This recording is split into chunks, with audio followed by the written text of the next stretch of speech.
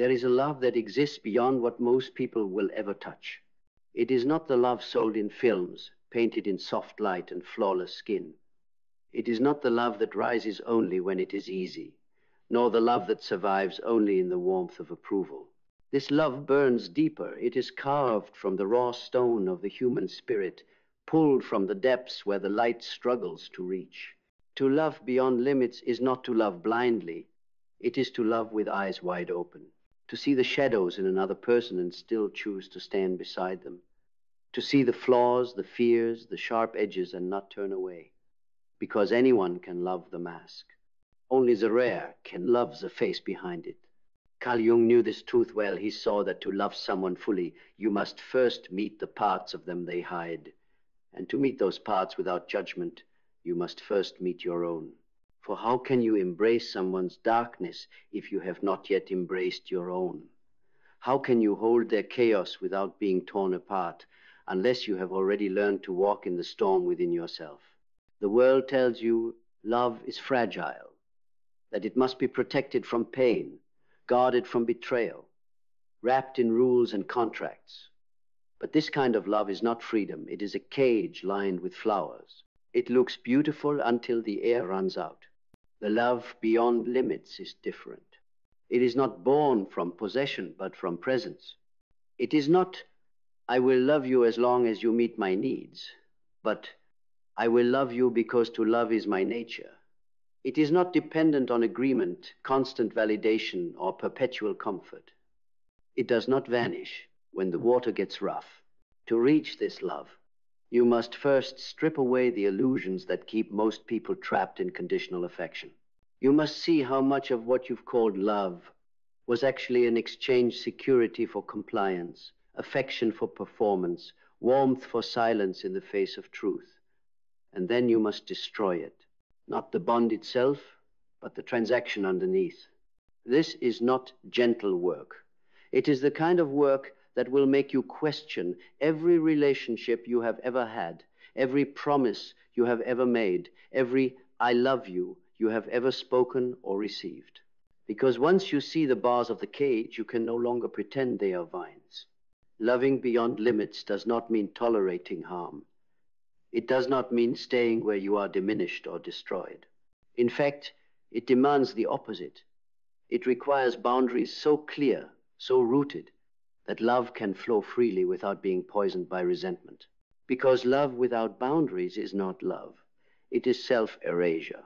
The ancient Greeks understood this. Their concept of agape was not romanticized weakness. It was the highest form of love, born from strength, wisdom, and choice. To give without losing yourself, to serve without becoming a servant, to open your heart without handing over the key to your soul. And here is the paradox. The more you love beyond limits, the fewer people will know how to receive it, because it will not feel like the love they are used to. You will not flatter their illusions. You will not join in their self-deception. You will not feed their wounds just to keep them dependent on you. Your love will not be the drug they can use to escape reality. It will be the mirror they must face. And mirrors can be frightening. This is why love beyond limits demands courage. Not the courage to declare it in words, but the courage to live it when it costs you. To stay when it would be easier to run. To walk away when it would be easier to stay for all the wrong reasons. To speak truth when silence would keep the peace. It will cost you the comfort of being liked all the time. It will cost you the safety of shallow waters. It will cost you the illusion that love can be painless. But in return, it will give you something the world's idea of love never can. The unshakable knowledge that you have met another soul without armor, and you have let them meet you the same way. This is the kind of love that transforms not just the other person, but you. Because to love beyond limits is to become limitless yourself. And the moment you taste that freedom, you will never again settle for love that asks you to be anything less than whole. To love beyond limits, you must first dismantle the walls you've built in the name of self-protection. Not all at once, not recklessly, but brick by brick, with the precision of someone who knows that the same walls keeping pain out are keeping life out too. Most people never question those walls. They believe they are wise for keeping their heart behind steel gates. But the truth is, walls do not make you wise. They make you numb.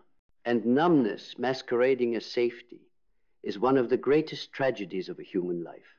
You must be willing to stand unarmored, not defenseless unarmored. There is a difference. Defense is instinct. Armor is fear turned permanent. Armor convinces you that intimacy is too dangerous, that people are too untrustworthy, that love is too costly. And so you move through life protected, but never truly touched. Loving beyond limits means letting yourself be touched by joy and by grief, by the light and by the shadow of another. It means holding the paradox that love will heal you and wound you in the same breath, and choosing it anyway. Nietzsche once wrote, "One must still have chaos in oneself to give birth to a dancing star." That is the heart of this kind of love. To embrace the chaos, not to fix it, not to judge it, but to dance with it until it creates something luminous. But here's the truth no one tells you. You cannot love beyond limits if you still see love as a guarantee. If you need certainty, if you require permanence, if you believe love's value depends on its ability to last forever, you will hold it too tightly, and in holding it too tightly, you will strangle it. Love beyond limits does not cling. It stands with open hands. It says, "I am here with you fully today, and if tomorrow takes you away from me, I will still be grateful that we met." This is not weakness, it is the highest form of strength, because it refuses to make fear the condition of connection. Carl Jung understood that this form of love requires you to integrate your shadow, the part of you that fears abandonment, that demands control, that tries to turn affection into ownership. Without this integration, love becomes a battlefield where your wounds fight theirs and no one wins. To love beyond limits, you must see yourself clearly enough to know when your actions are love and when they are fear disguised as love. Fear says, "Stay close to me so I feel safe."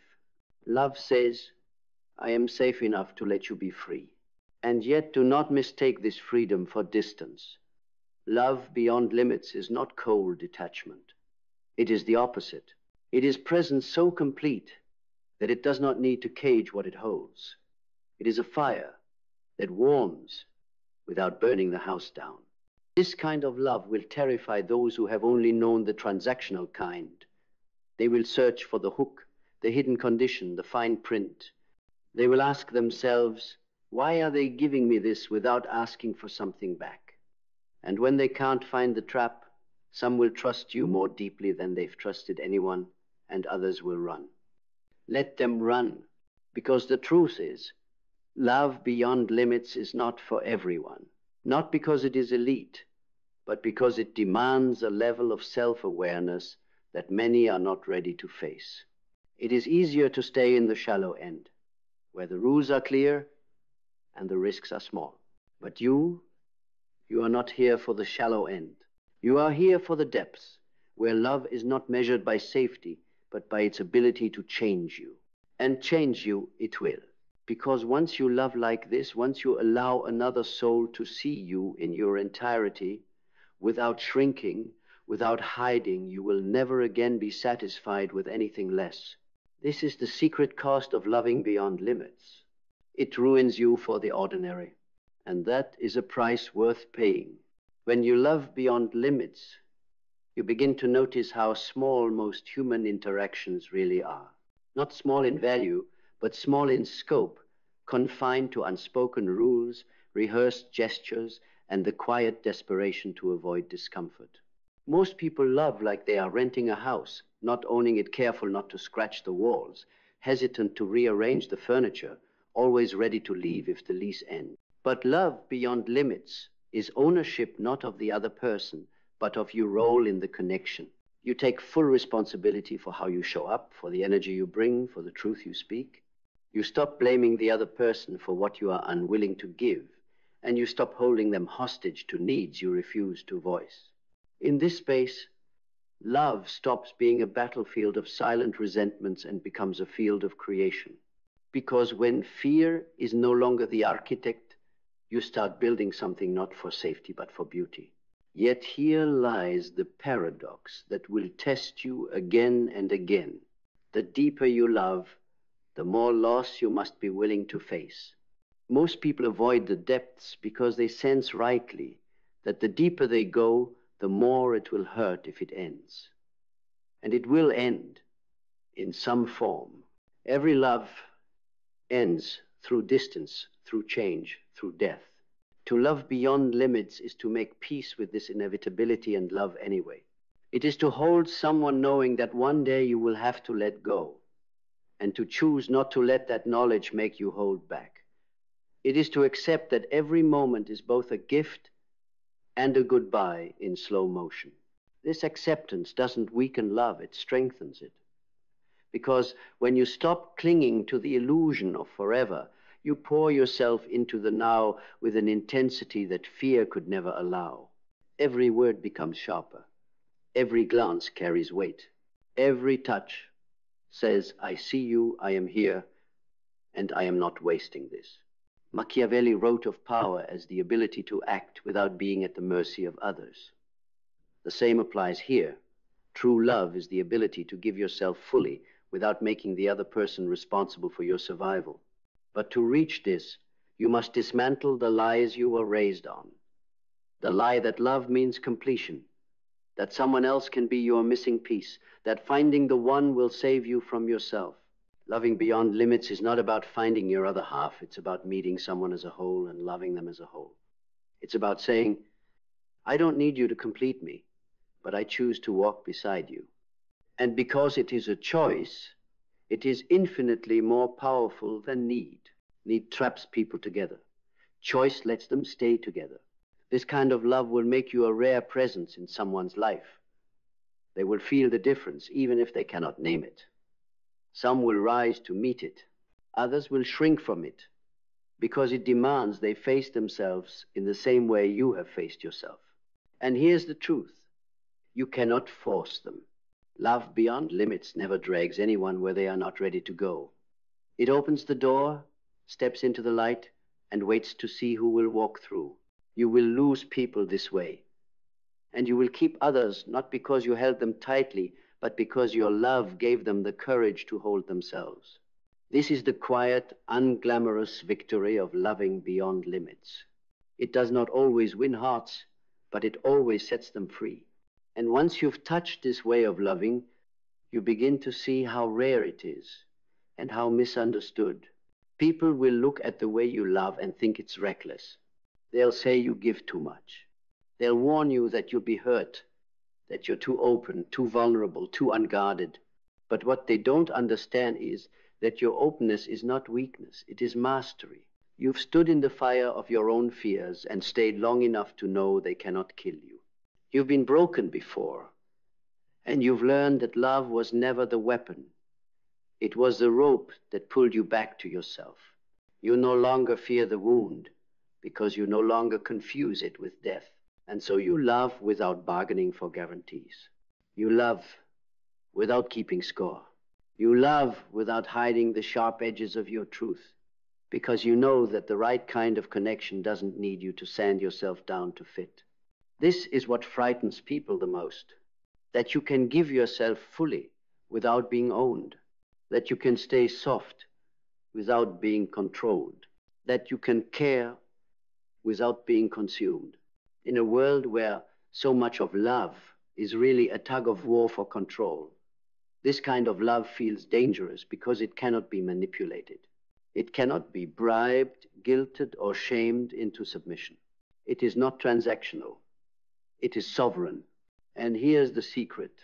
Sovereignty is magnetic.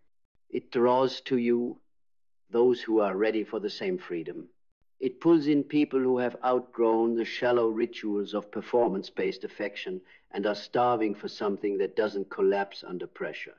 It finds those who are unafraid of truth, even when it's inconvenient. But sovereignty also repels. It will push away those who thrive in dependency.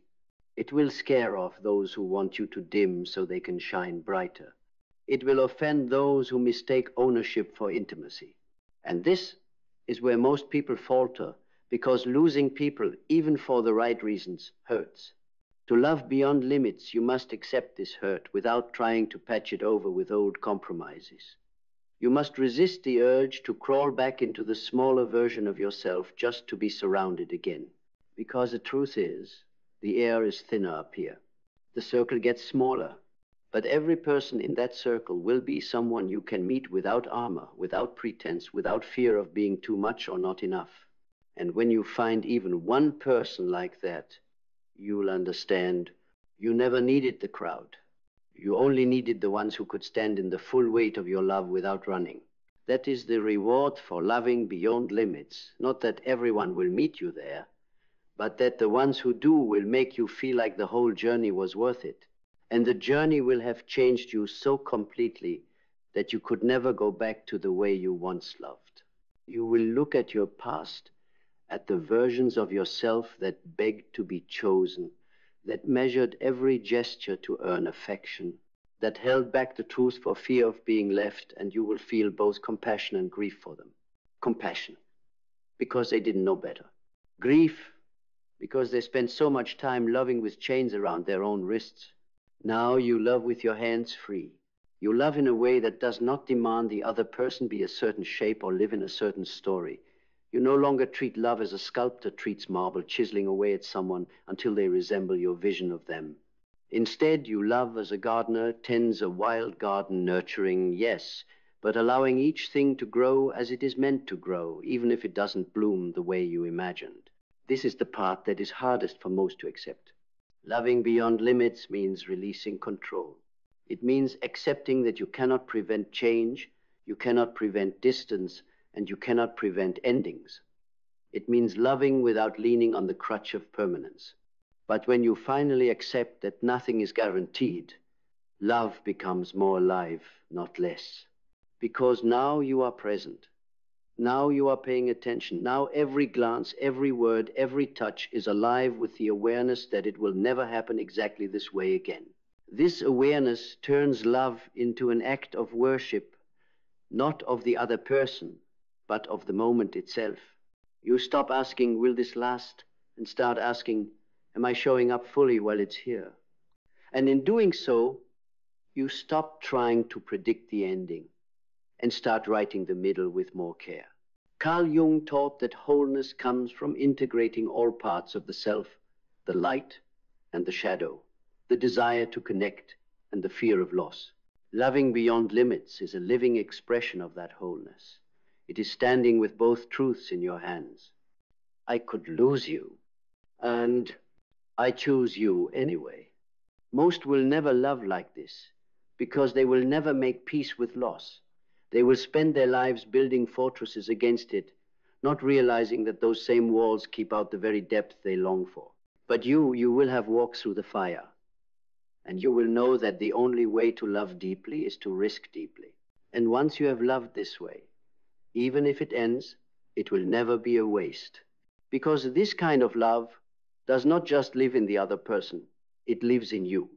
It changes your very capacity to love. And that capacity will spill into everything else you touch. You will speak with more honesty. You will stand with more presence. You will give with more purity. Not because the world suddenly deserves it, but because you have become the kind of person who can offer it without fear of being emptied. That is the final transformation. Love beyond limits is not about what you get back. It is about what you become in the giving. And what you become is something the world is not prepared for.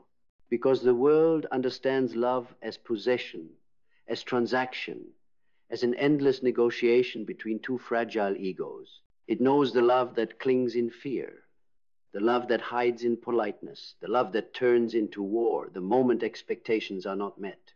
It knows the love that is half performance, half bargain, but it does not understand the love that is free. When you love beyond limits, you carry a kind of quiet danger. You cannot be bribed with flattery. You cannot be blackmailed with abandonment. You cannot be guilted into giving more than you choose. Your love is not an obligation, it is a force you decide to unleash, and that choice is what makes it powerful. Some will feel liberated in your presence. They will breathe easier because you are not watching to see if they perform well enough to keep you. They will feel safe to bring their shadows to the surface, knowing they will not be punished for being human. Others will feel threatened. They will mistake your freedom for detachment, your independence for coldness. They will resent that they cannot control the flow of your love by manipulating your fears. They will pull away, not because you push them, but because they cannot handle being loved without the safety net of control. And here is where you must hold your ground, because love beyond limits does not chase. It invites, it waits with the door open, but it does not beg anyone to walk through. This is where your old self might have panicked, where you would have started shrinking, apologizing, softening in ways that bent your spine. But now, you stand still. You understand that any love that requires you to betray yourself to keep it is not worth keeping. Marcus Aurelius wrote, "The best revenge is not to be like your enemy." The same could be said for love. The best protection for your heart is not to love like those who fear it. If the world loves in chains, you will love in open fields. If the world loves with conditions, you will love with clarity. If the world loves with a clenched fist, you will love with an open hand and still know how to walk away when necessary. And that is the paradox the world cannot solve. You love without clinging, and yet your love is stronger. You let people go, and yet they feel more drawn to stay. You risk loss every day, and yet you live with more fullness than those who hoard affection in the dark. Because this love, your love, does not live in fear of being empty. It flows from a well that has been dug deep through years of self-confrontation, shadow work, and the relentless refusal to let bitterness rot your heart. And in the end, it's not even about finding someone who loves like you do. It's about becoming someone who refuses to love any other way. And so you arrive at the place where all the striving, all the unlearning, all the breaking and rebuilding has been leading you. The place where love is no longer something you give to earn safety, but something you give because it is the most natural expression of who you are. You do not ask, will they stay, before you open your heart. You do not measure your worth by how they receive you. You do not dilute your truth to keep the peace. You have learned that love beyond limits is not measured by its permanence, but by its purity. That its worth is not in how it is returned, but in how fully it is given. That its power is not in binding another to you, but in setting them free and staying free yourself. This love will not make you untouchable. You will still feel the sting of loss, the ache of absence, the silence where laughter once lived. But you will no longer be destroyed by it, because you have built yourself on something stronger than the presence of another. You have built yourself on truth. And that truth is this: no one can take away the love you carry inside you.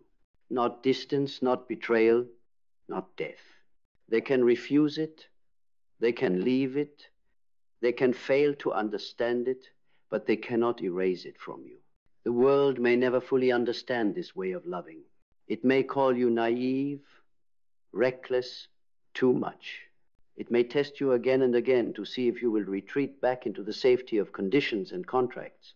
But you won't, because you have stood in the open without armor, and you have survived.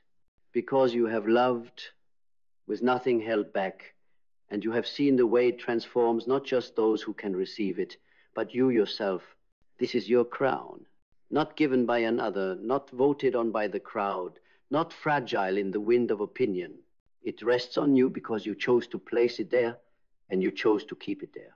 And now, when you love, it is not from hunger, but from abundance.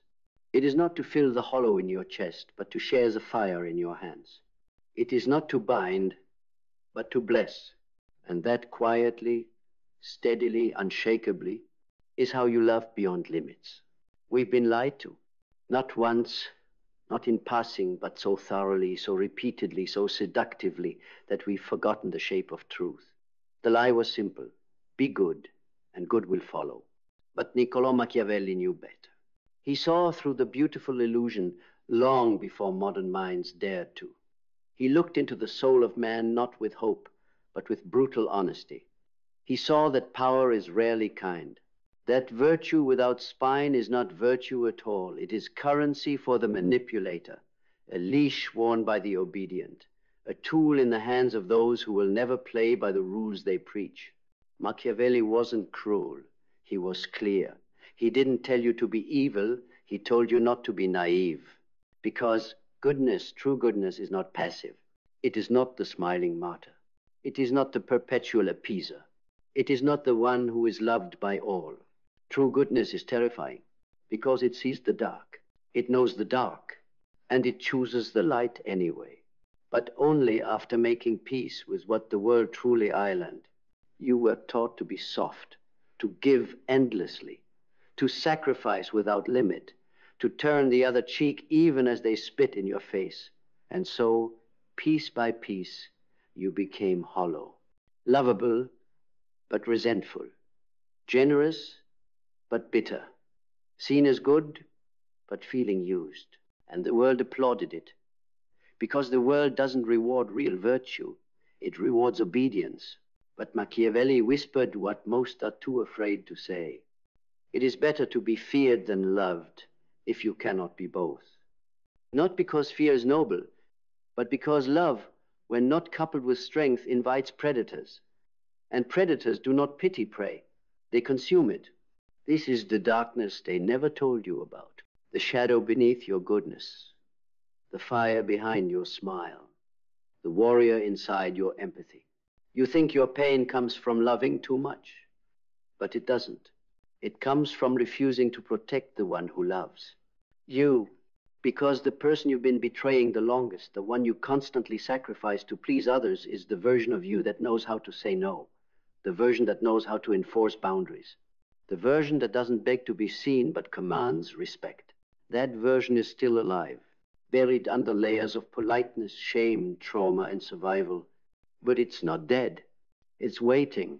And this is the moment it awakens. Syphoria begins here, the psychological euphoria and dissonance that strikes when your inner knowing crashes against your outer performance. You smile, but your chest tightens. You agree, but your stomach turns. You stay silent, but your soul screams. That scream is the call to war. Not war against the world. War against your conditioning. The mindset you must now build cannot be soft. It cannot be built on maybe or someday or I just want peace. Because peace is not given. Peace is earned with blood, with fire, with truth.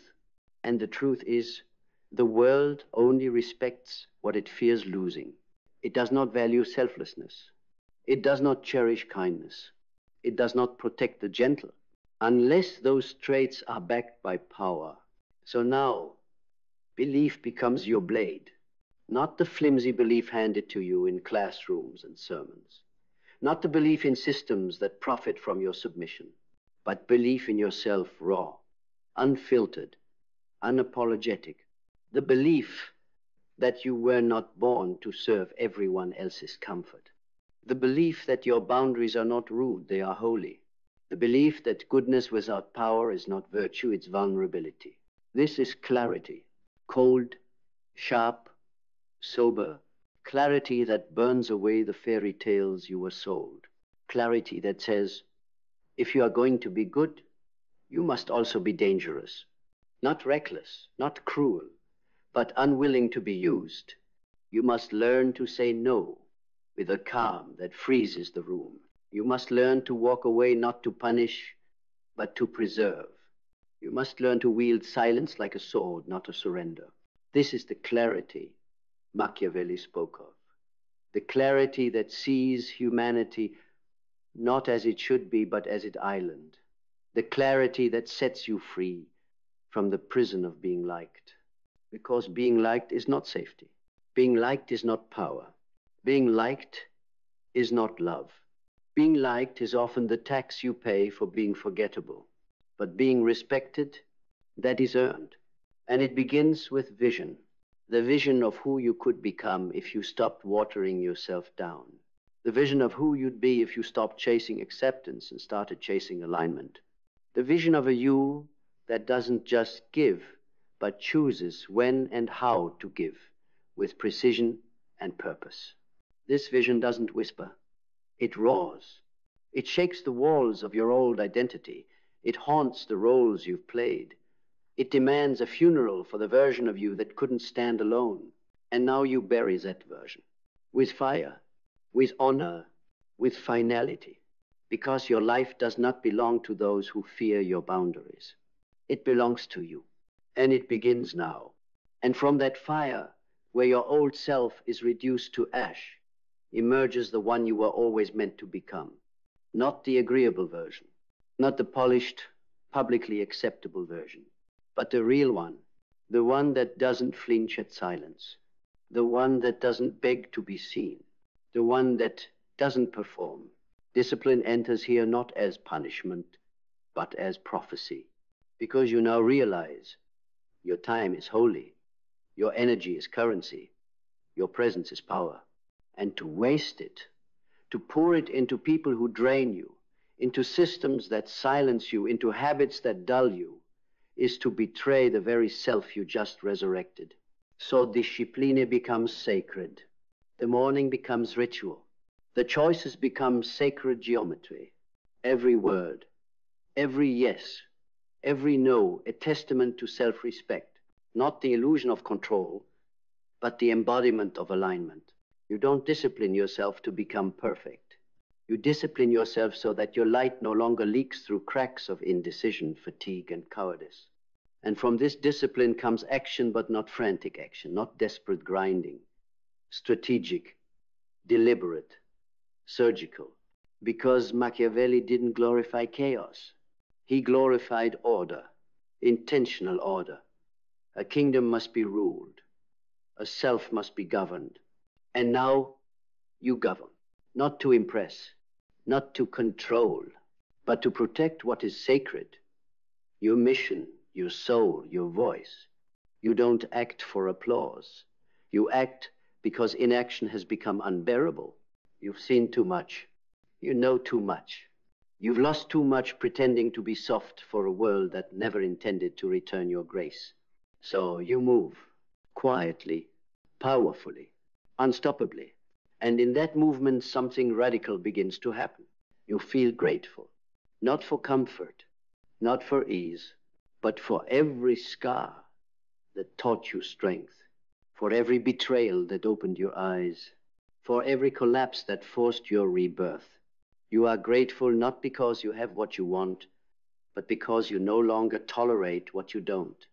You are grateful for clarity, for vision, for power, for the pain that ripped the mask off your face and left you staring into the mirror asking, who am I when I stop pretending? And now you know. You are not good by default. You are not kind by obligation. You are not loyal to those who twist your love into leverage. You are dangerous in the most sacred way, a sovereign spirit in a world designed to devour the meek. This is not ego. This is equilibrium. And with it, adaptability blooms. Because now that you know the game, you no longer play it blindly. You know when to speak. You know when to walk away. You know when to bend and when to break. You shift, not because you're lost, but because you choose to adapt without losing yourself. You are fluid, not fragile, sharp, not cruel, soft, but never submissive. And life respects you differently now. Not because you demand it, but because you command it by refusing to betray yourself, by refusing to dilute your essence to fit the comfort of the crowd. You are no longer a puzzle piece. You are the table on which the puzzle is built. And from this center, resilience is no longer just survival. It's your birthright. You've buried too many versions of yourself to be shaken now. You've learned that silence is not weakness. That detachment is not cruelty. That walking away is not quitting its self-initiation. You no longer collapse when someone pulls away. You no longer implode when things fall apart. You expand, because everything you've lost has refined you. Every ending has sharpened you. Every fall has taught you how to rise without needing applause. This is resilience, not as reaction, but as identity. You don't bounce back. You rise higher. And now, mastery begins not over others, not over the external world, but over the self. Not the shallow self, not the one the world sees and claps for. The deep self, the one you kept hidden even from yourself. The one that once whispered under the noise, beneath the mask, behind the eyes of the child who first learned that love can be conditional, that kindness can be currency, that good can become a cage. This mastery isn't loud. It isn't showy. It's quiet. It's cold. It's clean. You no longer fight every battle. You no longer chase every answer. You no longer bleed for people who'd never hold your wounds. You become surgical with your time, ruthless with your energy, and sacred with your presence. You walk with the calm violence of someone who no longer needs to prove anything. Because now you've learned power isn't projection. It's containment. And your presence becomes nuclear, not because you radiate aggression, but because you radiate restraint. It terrifies people who were only taught to understand power in volume, in vanity, in control. But you are none of those things. You are the flame behind the eye, the steel beneath the silence, the storm inside the stillness, because you've integrated the fragmented selves, the pleaser, the performer, the protector, the punished they've merged now. You've retrieved them from the unconscious. You've named them, faced them, walked them through the fire, and in doing so, you've become Jung's vision incarnate, the whole self. The self who no longer reacts, because nothing inside is fragmented. The self who no longer performs, because truth doesn't need permission. The self who no longer fears the shadow, because it has become an ally. This is the apex. This is what Machiavelli tried to tell us in whispers and warning. If you do not become dangerous, you will be devoured. If you do not master the dark, you will become a pawn for those who have. He never told you to be cruel. He told you to wake up, to see, to know that morality without strategy is martyrdom, that love without discernment is a trap, that virtue without power is an invitation to be used. So now you live not in fear, but in awareness. And that awareness is your final weapon, because it brings you to a place few ever reach. Peace, not the fragile peace of avoidance, not the conditional peace of approval, but the sovereign peace that comes when you realize nothing owns you anymore. No memory, no mistake, no version of yourself that you had to become to survive. You are free, free to speak, free to be silent, free to rise, free to walk away, free to remain unknown, free to be misunderstood, free to be feared. You've outgrown the old game, and from this height, everything looks different. You don't chase, you attract, you don't cling, you select, you don't explain. You exist, and your existence whole, undiluted, unapologetic is the revolution. Because this world was never designed for souls like yours. It was built to break them, to tame them, to numb them, to seduce them into mediocrity. But you said no. You faced the myth. You turned the mirror inward. You watched the persona burn and stood in the ashes, not screaming, smiling, because for the first time, you weren't afraid to meet the one person you've been avoiding your entire life, yourself. And now, we enter the silence that lives at the end of all becoming, the place beyond the archetypes, beyond the persona, beyond even power itself, because power was never the destination. Power was the gatekeeper. And now that you've walked past it, past the traps of image, of control, of fear, Masked as ambition, what remains is truth. And it's not loud. It's not impressive. It's not made for the spotlight. It's made for you. Truth doesn't need to convince. It doesn't need to perform. It doesn't need to fight. It just island. And in this final space, after all the wars you've fought within yourself, after all the masks you've shattered, after all the clarity you've carved out of chaos, you stand in something very few ever touch. Freedom without apology. You don't ask the world for permission to exist here. You arrive, not seeking acceptance, but offering presence. You no longer crave to be liked, understood, worshipped, or even followed, because you've outgrown the need to be seen. Now, you simply see. You see through people who manipulate with smiles. You see through systems that masquerade as moral, but feed on your obedience. You see through praise that's meant to seduce you back into smallness. You see the game, and you don't hate it. You don't rage against it. You just refuse to play. And in that refusal, your power becomes absolute, because you can no longer be seduced. You can no longer be baited. You can no longer be bought. Your soul is no longer for sale. And that, more than anything, terrifies those who have only ever known how to control the unhealed. Because the healed cannot be ruled. The integrated cannot be gaslit. The awakened cannot be manipulated. And the sovereign cannot be enslaved, not mentally, emotionally, or spiritually. And this is where it ends and begins, because now you don't just carry truth. You are truth. You are the myth. Machiavelli tried to warn us about the one who knows how dark the world is, but walks with light anyway. Not naive, not cruel, not broken, dangerous, because you are finally good in the only way that matters. Good with power, good with vision, good with limits, good with rage when it's righteous, good with silence when it's sacred, good with love that doesn't cost your soul. And the world will never know what to do with someone like that. So let it tremble. You're not here to please it. You're here to rebuild it, one unshakable truth at a time. Starting with this one, you are no longer afraid to be powerful. And nothing can stop a soul like that. And so you walk forward, not with urgency, but with inevitability. Because there is no longer a question about if you rise, only how high. This is what they feared. Not your voice, not your rage, not your rebellion.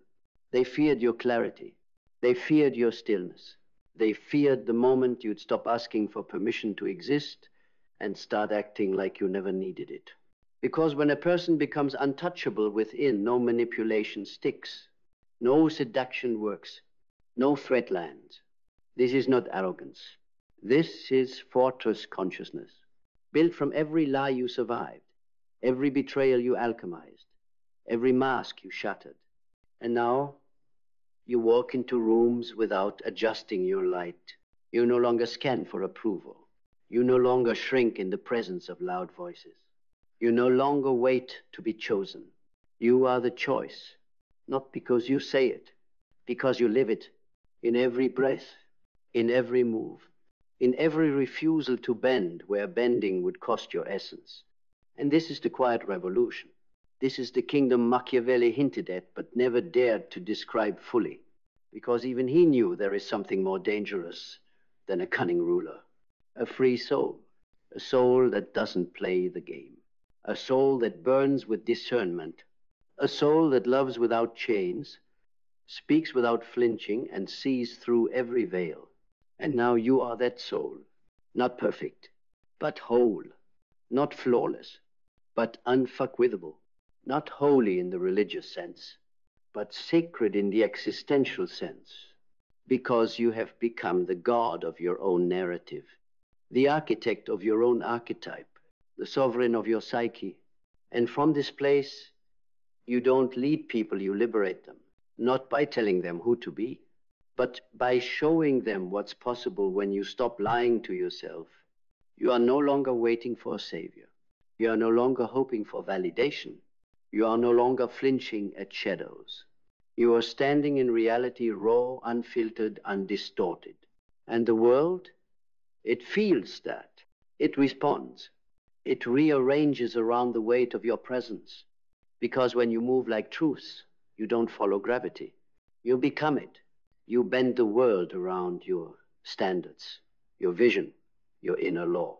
Not from force, but from alignment, from knowing, from the clean, unstoppable energy of someone who has nothing left to prove and everything left to embody. So this is not where the story ends. This is where your myth begins. Unwritten, unedited, unchained, and undeniable. Let them talk. Let them misunderstand. Let them project. Let them stare as you build in silence what they said you'd never become. Let them feel your presence and ask themselves why they can't look away. Because in a world starving for authenticity, you are the flame that doesn't flicker. The presence that doesn't apologize. The proof that it's possible to be good, powerful, awake, and still walk with fire in your eyes. And if they ever ask you how you did it, if they ever beg for the secret, just smile and say, I stopped pretending that being good meant being weak. And everything changed. And now you no longer seek change. You are the change, the silent, sovereign force that makes others question the roles they've been playing, the presence that makes illusions feel paper thin. You don't rage against the world. You make the world irrelevant to your identity. You don't prove your worth. You walk in it. And in that walk, in that posture, in that energy, people feel it. Even the ones who can't name it. They feel it in the way you hold eye contact, calm, unwavering, without hunger. They feel it in the way you say no without justification, without apology. They feel it in the way you no longer chase, correct, explain, or prove. You are no longer dancing for love. You are no longer leaking energy into conversations that don't feed you.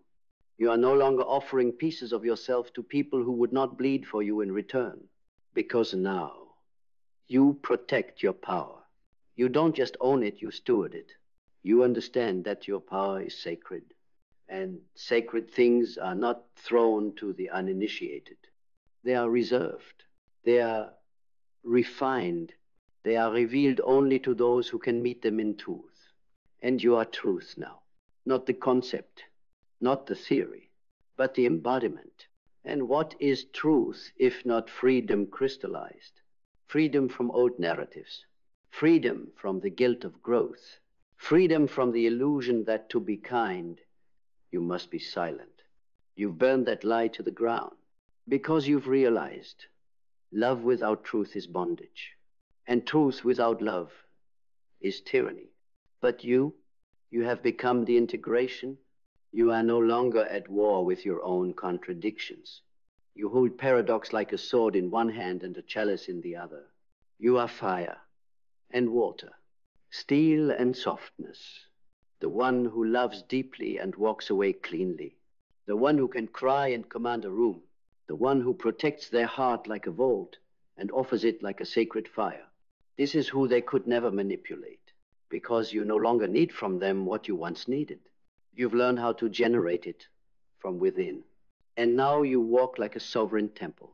And temples don't chase. Templates don't. And the worthy find their way to you.